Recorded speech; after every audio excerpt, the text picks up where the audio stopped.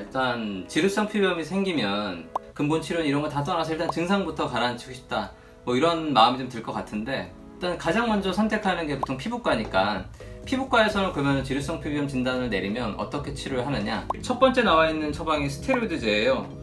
그 다음에 칼슘유린 억제제, 그 다음에 3번이 항진균제. 스테로이드, 뭐 칼슘유린 억제, 결국 면역 억제제, 그 다음에 항진균제, 이런 거를 이제 쓴다는 얘기인 거고, 그 다음에 요 스테로이드 관련해서는 2주 이상 도포하는 거는 이제 그만하고 하지 말라고 그렇게 써 있어요. 그다음에 먹는 거로 이제 전신요법이 나오는데, 요것도 결국에 항히스타민제, 항생제, 스테로이드제, 항진균제, 결국 다 면역을 좀 억제하거나 세균 잡아주거나 뭐 진균 잡아주거나 뭐 이런 거거든요.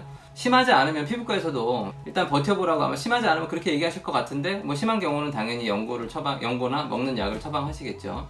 근데 결론은 근본적으로 효과를 확 보는 거는 이제 면역 억제제, 뭐 스테로이드 이쪽입니다.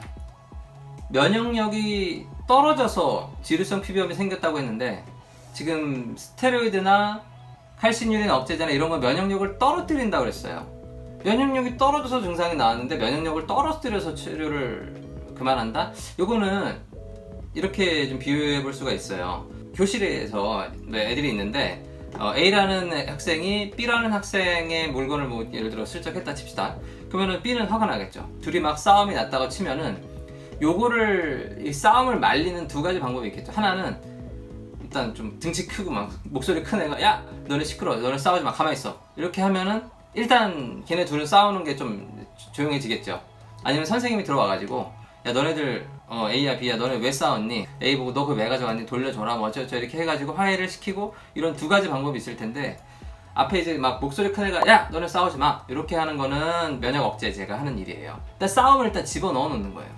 두 번째는 뭔가 이제 문제를 차근차근 이야기를 들어가지고 좀 해결하려는 그런 치료 방법이 되겠죠. 이 스테로이드를 쓴다, 면역 억제제를 쓴다는 것은 근본적으로 해결해 주지는 못해요. 당장 지금 나와 있는 증상을 완화시키는 데는 아주 효과가 너무 좋거든요. 장기적으로 봤을 때는 더 난리가 날 수 있는, 더 싸움이 커질 수 있는 뭐 그런 방법이라고 볼 수가 있어요. 그러니까 한의원에서 치료하는 것은 그 문제가 왜 일어났는지 원인을 좀 파악해 본다 그랬죠. 스트레스를 많이 받거나 잠을 많이 못 자면은 사람 몸에 이제 면역력이 떨어지게 되죠. 음식을 뭐 잘못 먹으면 뭐 이런 증상이 심해진다는 게 파악이 되면은 위장이랑 관련시켜서 위장 내 노폐물이 많이 쌓였기 때문에 피부 증상이 악화된 걸로 봐서 속에 오장육부를 어떻게 고쳐줄까, 속 원인을 좀 바로 잡아준다, 이렇게 좀 나눠서 볼 수가 있거든요. 한의원에서 치료하는 방법은 속의 원인이 뭐가 일어났지, 왜 그런 사정이 일어났지, 이런 것들을 따져가지고 그 근본 원인을 좀 풀어주는, 이런 식으로 치료를 한다고 볼 수가 있겠습니다. 그래서 피부과랑 한의원이랑 치료 방법을 좀 비교해 본다면은,